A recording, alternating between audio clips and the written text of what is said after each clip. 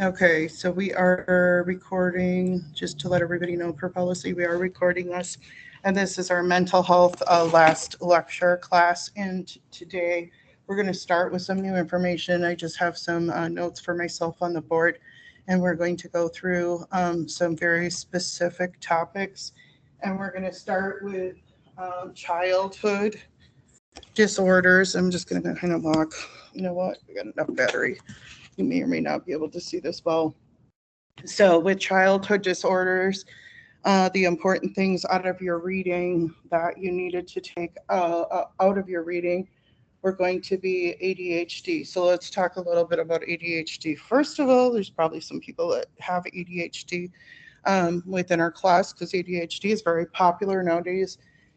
And a couple of the things that they have found that have led up to ADHD. So, would be low birth weight. So babies that are born with low birth weight don't necessarily have ADHD, but those that have ADHD have been found to have low birth weight. So we know that's a factor. The other one, siblings, of course, it tends to be some type of maybe genetic or parenting. They're not sure, but it does tend to be genetic.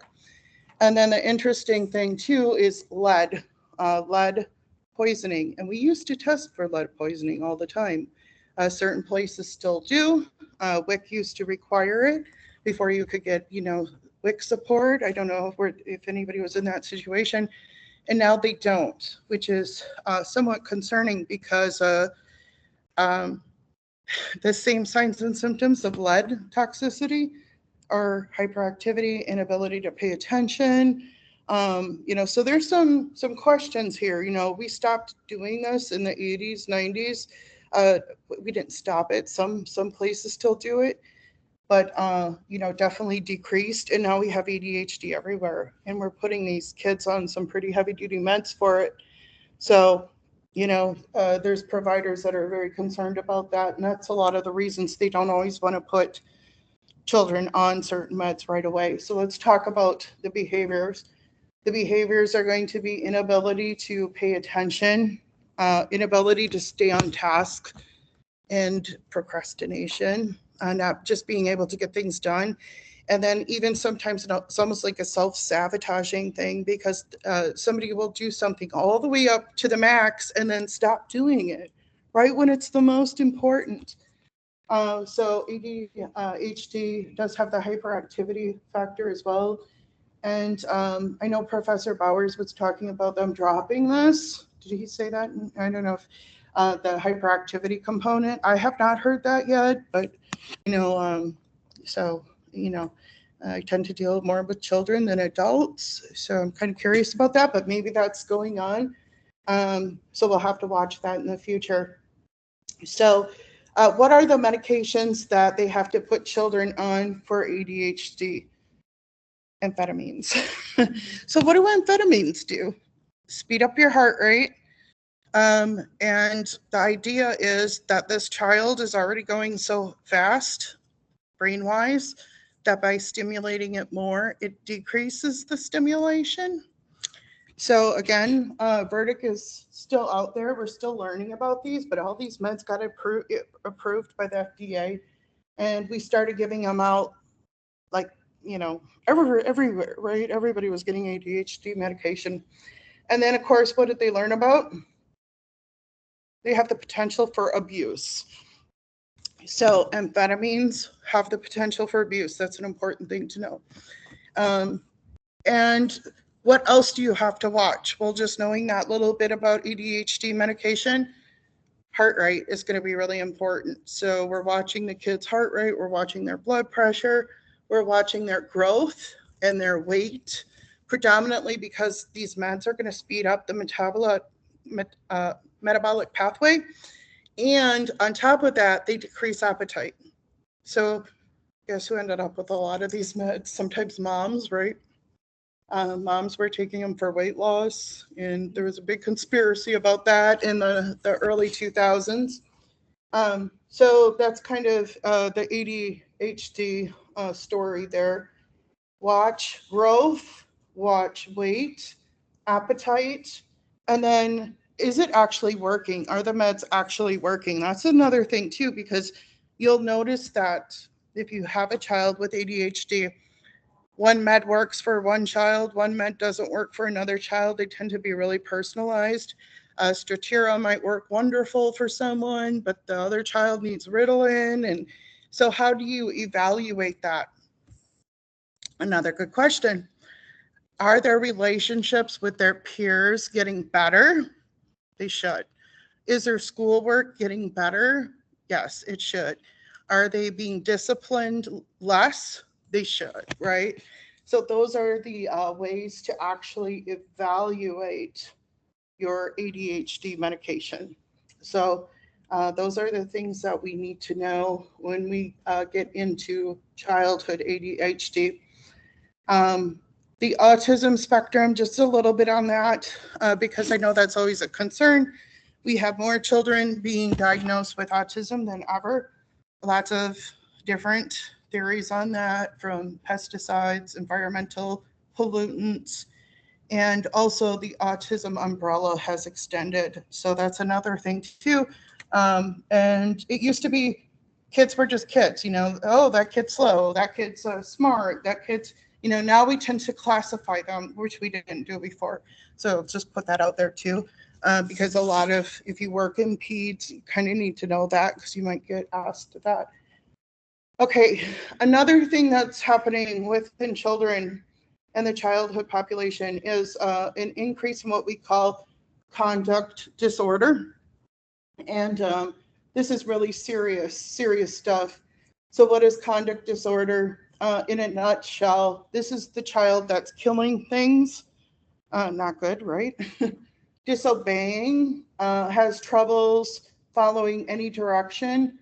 They may have been physically abused, or they will physically abuse other people, getting in fights and so forth.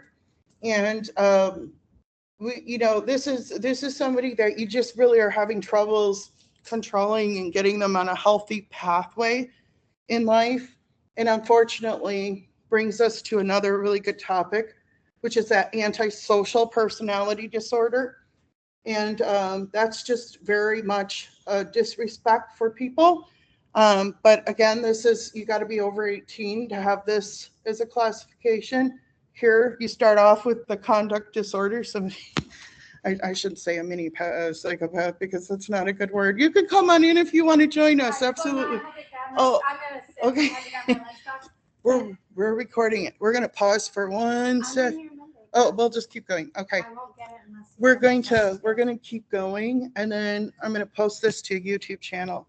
So I can see it too. And everybody will have it. Yes. Yes. So I know that everybody was getting a little stressed about the final. I made a mistake. I uploaded my score for nutrition. I got you. I read your, yeah. Did you see the other thing? Yes, yeah. I'll take care of that. I'm waiting. Yeah, I'm waiting back on that. But you're fine. Good job, Amber. Okay, sorry. So here we've got, just utter disrespect for people and like psychopathic, right? That's kind of what we were saying. Somebody said this kind of like a mini psychopath, and this is the psychopath. Yeah, I mean, if that helps you remember, I'm all for it. We try not to use that word as much, but and then utter disregard for people, and but that is true. That's our serial killer category. That's what we're now calling that really bad cluster of disobedient personalities, antisocial. So that's two very good things to know. Again, that one focuses on the child and this one focuses on the adult, but good to know both of those. Okay, so let's look at ODD, occupational defiant disorder. That is just a very disobedient child. Disobedient. They're doing things on purpose. You tell the child, okay, I want you to clean your room. The child goes up into their room and they're throwing everything around. So that is just what that means, is they're just not following any rules that are given to them. And usually there's some type of, abuse that's found in a lot of these kids. So that's going to take care of that piece. Actually, they should say OCD for this part. OCD is not really, well, anyway. Okay, let's look at autism and OCD. So, obsessive compulsory disorder, obsessive compulsion, right? With both of these children, they're going to need time to do their rituals, and they don't like rituals to change. So that could be like you're driving to school, you got to go a certain way. Every time you see the mailbox, you say, oh, that's the handsman's mailbox or the neighbor's mailbox or something, and you don't say that one time and they get upset, right? Because you're breaking a ritual. They're very big on rituals and they need time for these. So if they're in your waiting room and they need to do something with a piece of paper they're folding, let them fold the paper. If they need to organize something, let them organize it. That's important. They also like to touch things. So you'll see them going through the office or the hospital room and they want to touch everything. Both of those are okay. We let them do that. That's just something they need to do. And what they find is that touching and the rituals reduce their anxiety. So that's why they're doing that.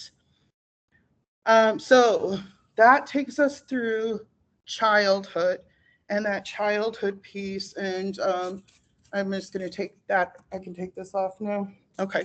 I'm going to take this off just so I keep my brain straight right now. Otherwise, I might get mixed up, as you can tell. Okay. Out of other, oh, shoot. That was post-traumatic stress I just took down. Post-traumatic stress. Let's talk about post-traumatic stress. What does post-traumatic stress mean? It's basically something that triggers you to have almost like a flashback or a nightmare or a certain type of trigger of an event that has caused you trauma in the past. Who do we see this with a lot of times? Vets. Yeah, vets, big time with vets. Vets, rape survivors. I like to call them survivors. People, and it can be through something smaller too. It's all, again, up to the person. Yes, yeah.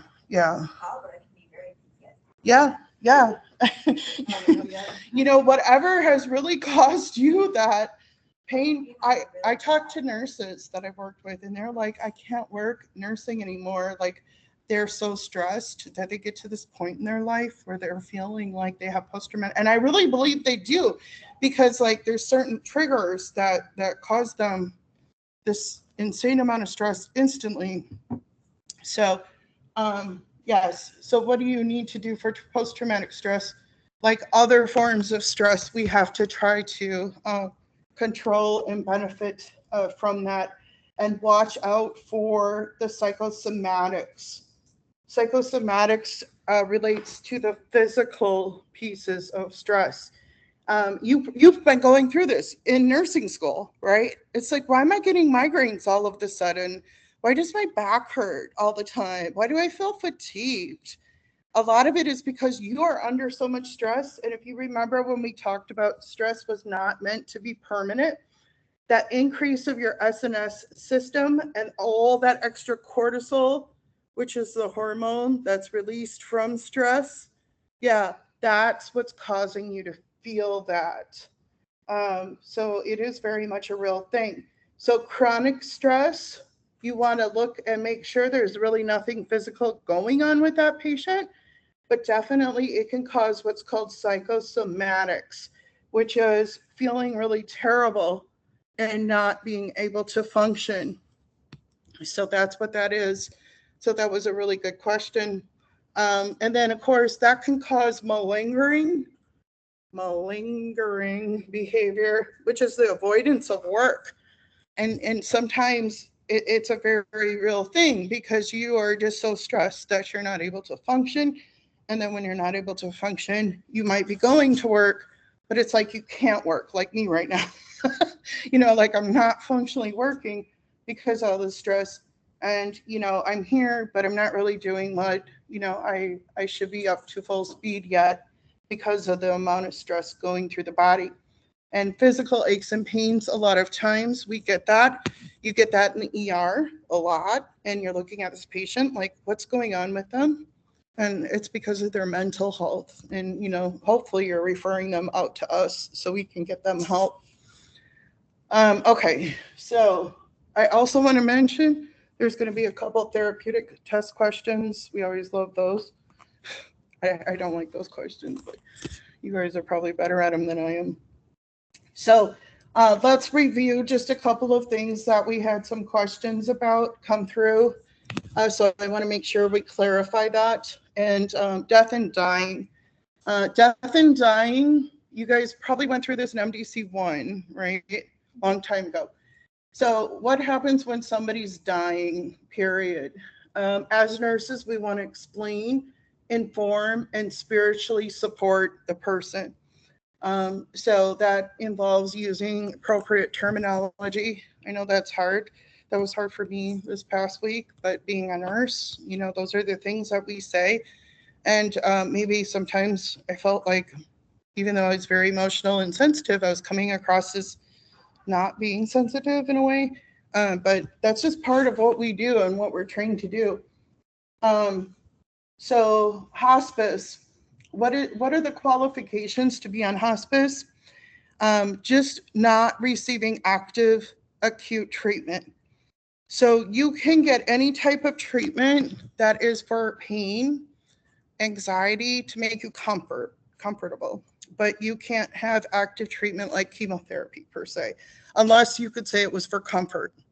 Then they'll cover it. So it's just a benefit. It's Medicaid, Medicare qualified. So it takes away all of the financial issues that a patient might have. They do have to have a diagnosis that could cause death within 6 months of being diagnosed. However, does that mean they're going to pass away in 6 months? No. I was a hospice nurse before in my life, briefly, not for too long, but we would renew people every 6 months. And there were times we had people. Yeah. Have to get another, yes. They're gonna Alzheimer's is a great one because, Alzheimer's patients, they all live 10 years on hospice, and it's like you're just renewing them and renewing them and renewing them. I don't know if they've changed that yet, but theoretically, Alzheimer's is a hospice qualifying diagnosis. So that's basically what that is going to qualify as. So those are kind of your qualifications. And again, lots of pain meds, spiritual support for the family, which is nice. They have everything from music therapy to art therapy to pet therapy. It all centers around the patient and the family. So they do also debriefing after with the family as well. So there's some benefits there. So what about grieving? You guys are going to be dealing with this. Normal grieving, it's kind of probably what I'm going through right now. Just, being sad, being mad, being frustrated, going through this whole cycle of anger, denial, depression, and bargaining, that Kubler-Ross cycle. Okay, that's what that is: anger, denial, depression, and bargaining. And, like yesterday, I was like super angry, and I swear I had a panic attack just from not finding my glasses. But it's normal. I mean, that's what I'm going through right now. Depression, bargaining, anger, denial. Again, just remember those because that is normal grieving. Normal. That's normal. Now, anticipatory grieving, that would be if you knew somebody was going to pass away. So you have that. You can also have anticipatory grieving for amputations. Patients that are going to have their legs amputated or whatever it be, they go through anticipatory grieving as well. So just be aware. It's very serious. I remember we had to take this guy's toe off once, this little toe. No, it was a girl. It was a lady. Holy buckets. She really had anticipatory grieving like no other. So, you never know. However, she would have went septic and had gangrene if we didn't do it. But that's a idea. Now, dysfunctional grieving, that's going to happen 6 months down the road, So after you've had a death, if you're still unable to work, unable to get out of bed, unable to, and there are people that go through that. And I don't like that term. Habits like drinking. Yes, exactly. Drinking, drugs, doing stuff that punishes you. You know, it's still grieving, but that's dysfunctional grieving. Like Yeah. you're numbing. Yes. You're trying to numb yourself right out of, yeah. Yeah, that's a good example. I like that. Because I don't like that word dysfunctional grieving because it's just everybody grieves so differently. But yeah, that's basically what it is. And then acceptance. Hopefully you get to the stage of acceptance with grief, and that is doing something positive with the grief. And I'm hoping we can get there because we would like to set up a scholarship fund. My dad was a veteran, and we're trying to maybe set up a scholarship for a future veteran. So we're already thinking about that because we're luckily supported by the American Legion. So we would like to do something for that. So, and that's a good thing because that's what you want to get to. But that's an example. Let's say you had somebody who died of a drunk driving accident, and what was it, Mothers Against Drunk Driving? I don't know if they're still around, but maybe you joined the group and you went out and you lectured about that. Again, you're showing some functional grieving. I had a cousin who passed away of a fentanyl overdose in Hawaii, and we actually do some lobbying for Narcan and Narcan availability. That's one of the reasons Narcan's over the counter now, because we lobbied for that. We had a bunch of families get together and lobby for that. So that's some examples of that. So again, acceptance simply means turning it and doing something positive, if you can remember that. And then complicated grief. This is, where you just have a lot of factors, and people just don't get over things, and it just constantly is affecting their life over and over and over. That's what complicated grief is. I was thinking of this in our family, which is a good example of how to remember this. My dad lost his brother when his brother was 20, and he was a football player, star football player, and all this stuff. And it just affected their family, and it never got better. It only got worse. So that's an example of that. And it lasted lifelong, and it caused one issue after another, and that happens too. So that kind of gets you through what you need to know about grieving. So let's take that one off again, just so I don't repeat myself in my little loop here. Make sure we got all these. Okay, so now let's look at abuse. Your key ideas for abuse that you have to know. Physical abuse. What's physical abuse? That's the easiest one, right? You see bruises. They don't make sense with the story. Various staged bruises, like we talked about in physical assessment. You got a yellow bruise, you got a black bruise, you got a purple bruise. Those did not all happen at the same time, but they're trying to tell you they did. Or the bruise doesn't seem likely to the story that you're being told. Look for those things. Again, we're mandated reporters, especially for children. We report them to DCF here in Florida. So know that you are a mandated reporter. That's easy to do with the hospital setting.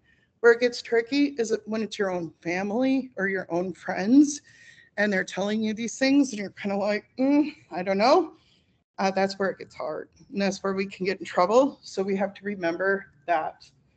I'm going to take this part down too because we went through that. Okay, what about emotional abuse? This is a big one, and a lot of people get caught up in relationships, and they'll describe the relationship as they're walking on eggshells. They don't feel like they're trying not to make their partner or mother or whoever it be, they're trying not to make them angry, and they don't know what the trigger is. And no matter what they do, they feel like they're literally walking on eggshells, right? And they're so confused because they're looking, what is causing that reaction? That's definitely somebody that's being emotionally abused. And that affects them tremendously. I think this is worse than this, honestly, because this you can heal. This, I've seen people years and years of that, and they can't get over it. And then again, they repeat this, right? Just like this. Financial abuse, we see a lot of that in, in Florida because of the elderly population. They're lonely. Somebody comes and takes advantage. Now I had said the example of keeping your like family member on a ventilator. Oh my God, yes, I had that happen. I used to use that example.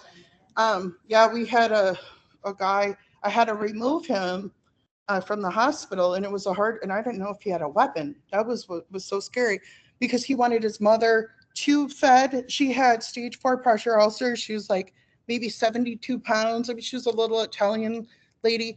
She was not breathing. She was not, And then we found out he was getting her Social Security check, and he wanted to make sure we kept her alive. So yeah, that does happen. That does happen. And it's definitely, oh my God, you would think who would ever want to do that to their family member, much less, I mean, even a stranger who would ever want to do that, but it happens. Yes. Yes. It's a very good example. Very good example. Yeah. So watch for that, report it. And then of course there's rape cases. With rape, just keep in mind that you have a SANE nurse somewhere. You might want to be a SANE nurse. They're the sexual assault nursing executive, or I don't know what the examiner. So they're going to go in and they're going to do those things and help lobby and advocate and go to court for that patient as well. You want to make sure that you explain everything to a sexual assault survivor very clear, because they're already traumatized and they're not processing information. And by explaining things, it'll help them get through those exams. Because of course we have to do pap smears and things like that to collect evidence, which is so hard after they've been through rape cases. So yes, and we, keep in mind, rape happens to men too. Most definitely. I think that's more out in the media now than ever, which is great, because, we just had a rape survivor come in to, I think I was telling you about the homeless shelter, and he was complaining about an anal cyst. And what had happened is, once I actually went back with a nurse practitioner, because I was getting some vibes that were like, I'm not sure what this guy's really trying to get my student to look at. So let me go. And he had been very badly sexually assaulted. We were able to get a hold of a SANE nurse over at Gulf and meet him in the ER. And he was willing to go through that to make sure that we could prosecute for him. You know what is crazy is a lot of the assaulters that are men are trying to hide their sexuality. Yes. That's true too. Right. Yeah. I can't even imagine being in those shoes, I think we should all be respecting each other and loving each other, and just but yeah, it doesn't always happen that way. That's for sure. That's a lot of it is hidden, which is why it's been under the rug even in the earlier centuries. It's because, men had a fear that they were going to be demasculated. Sure. I thought. Yeah. And then just a couple of other reminders here. Bulimia and anorexia. Remember, bulimia has those triggers. A lot of times it's stress or feelings of inadequacy. Remember, the importance is always cardiovascular and electrolyte, especially potassium. Watch them in the bathroom. Watch them with their food. And the difference between is really the body mass index, okay? Because they're doing pretty much the same things, but your bulimic is normal weight usually, or a stable weight. Physical signs and symptoms, remember the dental caries, the enamel being corroded, the pharynx being red, that sort of thing for vomiting. And then the fear is refeeding syndrome, that we're going to feed them too fast when they're anorexic, especially, and then they can't process that. They run into trouble. So just kind of a reminder there, and that should be very beneficial with things, I think. But I hope that answers those questions about bulimia and anorexia. And then we had some questions about systemic desensitization. What was that? Systemic desensitization. There we go. How do you, if you had arachnophobia, fear of high places, you would slowly work your way up. Maybe you go to the first floor, then you go to the second floor, then you go to the third floor, okay? That's a really good example. And then I guess another example of that, I have to get a board here. Think about arachnophobia. Do you guys read anything about the spiders in New York? The parachute spiders that are going around? They have this spider from China that's, I hate spiders. So I'm like, Me too, it's my worst fear. Yeah, they're floating around and they like have these parachutes, webs that they spin. And I'm thinking, oh Lord. And they've made their way to our country. I'm like, oh my God, the end of times is not near.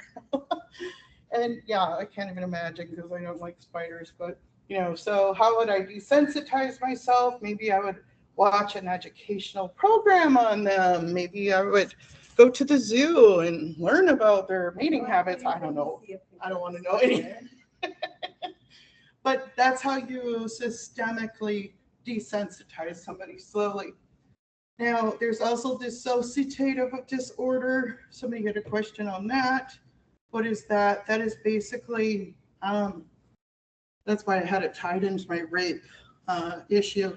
That's where dissociative disorder is where you basically dissociate from your body. When something so bad is going on, you can't even deal with this. We're going to see, well, if there's any people left from CASA, oh my God. What about people who lose an extreme amount of weight and then they have like body dysmorphia? Would that be considered dissociative disorder? No, not really. Maybe. Because, like, I mean, I never thought about that. They don't really think of themselves as their current views, and they're almost like dissociating. Okay. Themselves. Yeah. Maybe, I don't know. Yeah. That's going to be a I know whole a lot of other people- issue we need to look into nowadays, because think about bariatrics, like the surgeries and everybody on Ozempic. Like, how are they mentally? I follow somebody who lost like 150 pounds, and there were people who lost like 200 pounds.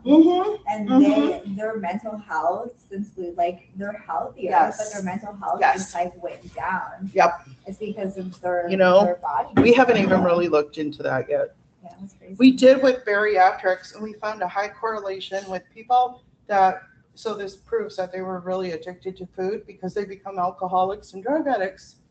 Because they're replacing one addiction with another. They just swamp it out. And it's like they become, sometimes promiscuous, because again, the sexual addiction is replacing the food addiction, because we never treated their addiction. So, but yeah, the typical dissociative example is usually within a rape victim or a child that's being abused. And it's like out of body, like they're not even there. Yep. And this is where this comes in legally, as court. How many times have you heard somebody say, oh, 15 years later, they're going to take him to court because, well, there's some truth to that, because the person probably doesn't even remember a lot of it. Because they have, depending on how traumatized they were totally out of it.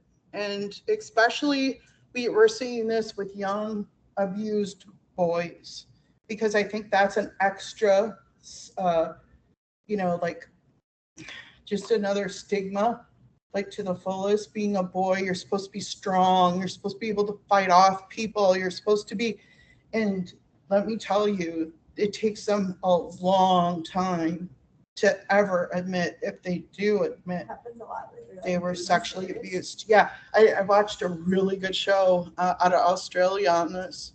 And the men, they wanted to make sure they were not repeaters of abusing boys. And they found that one of the things was they could not remember.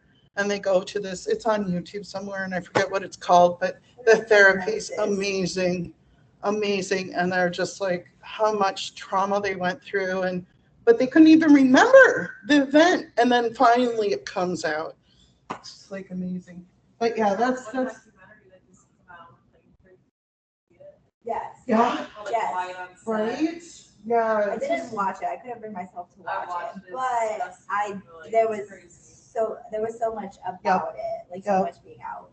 And he even advocates and talks about it all the time on his TikTok and all the other creators. Yeah. And I know there's like Amanda from the Amanda Bynes show. Yeah. Like she had got pregnant by the guy who sexually assaulted all of the friars. And it's crazy. You know, and she's just not mentally okay at all. And like, really, they sign like a lot of the stars like sign something to like not say anything and like Yeah. get so much money. Basically, rumored that like making Amanda sign something. yeah, yeah. yeah. How do you survive? And I think that's the brain just trying to teach us to survive. It's the same thing with Britney Spears. Yes. Oh, yeah. Absolutely. That's probably the biggest one, to be honest. Absolutely. She would be an interesting one just to do a personality study on. Maybe we'll do that next term. Good idea. You won't be here, but I'll do it. Yeah, that's a good one. Because she has so many issues and so well known. I use her in a lot of different examples too, with on DC2 and physical assessment, because she's just been through the ringer. Okay, a couple more things just to kind of keep in mind. Depersonalization. This is a lot like that dissociation, but it's just not associating the feelings that you have with the event is kind of the example they give. So it's kind of part of that. Those two are very similar, very similar. And then avoidant, that is basically changing or ignoring whatever's going on to not confront those emotions. So those are all kind of similar. They all sit in the same pot, but hopefully that'll help kind of discriminate between those. Let's look at panic. Panic attacks. There's going to be probably a bit on this because, of course, everybody has panic attacks at some point of their life. And the signs and symptoms are going to be shakiness, right? Do you think well when you have a panic attack? No, you're not thinking at all. You're gonna fight or flight. Fight or flight. Can't breathe. Your heart's going crazy. You have chest pain. You're sweaty. All of those are the signs and symptoms. So it's very physical. That's the point. And your brain just can't function. So what do we do if it is something that's chronic? You have a lot of them. We don't want to cause an addiction issue, so we put you on buspirone and then give you some PRN, alprazolam, or Xanax. That's kind of how we tend to treat it. What do we need to know about that? It's going to make you tired, the Xanax, especially the alprazolam, tired, drowsy. Is that associated with appetite suppression? If it's associated with, like appetite suppression, or is it can Xanax, yeah, or panic, both actually can, depending on if you're an emotional eater, on which side of the fence. So it's a benzo. Benzos tend to make people. So that one would be addicted, which is why it's PRN. Yep. Yep. Very good. Very good. We used to overprescribe benzos, so that's like, I think they're making a big push on this right now to make sure we don't do that again. Yeah, we had everybody addicted to those in like the I was in 2000s. my cousin's bathroom the other day, and she was prescribed a benzo, and it was like right in front of my face, and I, saw the landmark cam or whatever. And I asked her, I was like, why do you have this? And she was like, honestly, I don't know. And I'm like, Yeah, really yeah, scary. I know. No, we were giving them out like no other. And then, people could get addicted to those. And then also, there's a lot of people that when they're not taking the benzo, all that anxiety pushes through anyway. So then it's 2 times as worse. So it's like, I don't know. I mean, like I said, I'm taking Xanax right now. Otherwise, I wouldn't be here, guys. But I just feel out of it, like just terrible, like I have the flu, But does it really help? I can still feel my, depression and, everything, but I'm not at least, but I definitely had a panic attack yesterday. And again, I was shaky, crying, just like sweating. My heart was like going, wow, I couldn't catch my breath. So those are the signs and symptoms. And luckily, I had Xanax for that reason. So I haven't had a panic attack in like 20 years. I'm surprised they even worked, but it did. So Buserone, that's our, if it was chronic, I don't think it'll be chronic, but some people do have chronic panic attacks, definitely. Narcissistic traits versus histrionic personality. So let's talk about that for a second. Remember, narcissistic's all about me, me, me, me, me. Okay. And remember the histrionic, the big one that your book and ATI focus on are the dressing. Okay. They're the person, they walk into the room and they're like almost purposefully dressed in a way to try to get your attention. And I know it's like social media now, people just do this anyway, but it's like, this is, the focus is on you. You can't empathize because you really have trouble seeing it from someone else's perspective. Here, they're to the point where they want to do something to create your attention or to draw your attention to them. And a big way to do that's by appearance. So those are what the book stresses. So that's a good question and a good answer. Schizotypical or typo, schizotypal. What does that mean? Remember, this person gets ideas of reference easily. They're aloof. They're kind of indifferent about things, but they're not a schizophrenic yet. And that would be in that type A, cluster A personality of odd, eccentric disorders. Is that the one that they diagnose you before they diagnose you with schizophrenia? Yes. Isn't it like less than 6 months? Yes, less than 6 months. But usually you're not having hallucinations or delusions yet. And yep. So you could also be with a schizoid too, could be leading into that. And the schizoid person is just that person that's like a loner. And they're not going to say much to you. And they just kind of do their own thing and they're out there. And if you remember, I was talking about the one guy at the homeless shelter. It took 2 years for him to even say hi to me. And then actually he disappeared. So we didn't find him after that. But he relocated. He's safe. But it's like maybe that's the only reason he had the courage to say something to me for 2 years. And then now he's gone. But that's kind of the difference between them that the book draws attention to. Acute stress disorder. So with post-traumatic, I should have put this one over by post-traumatic, and I didn't, I apologize. But, this is that person that, and this was me when I had my car accident. I remember being terrified to get on the Pine Island Road because I was like at a red light, I get hit, and I was like really severely injured. So it was like I was taking like every route I could to avoid Pine Island, and I didn't even realize the reason I was doing it. I mean, I kind of did, but that's a very good example. I had a car accident, and it was over on like what was it? I think it was Diplomat in Tropicana, and I had gotten hurt really bad, and so that happened a year ago and I still don't go on it. And if I'm in a car with somebody who does, I literally have to shut my eyes. Yep. And I'm like holding on and I get like heart palpitations. Yeah, it's bad. Perfect example. Yeah, it is. It's like your body's like, I already learned that. Yeah, Not doing that again. Yeah.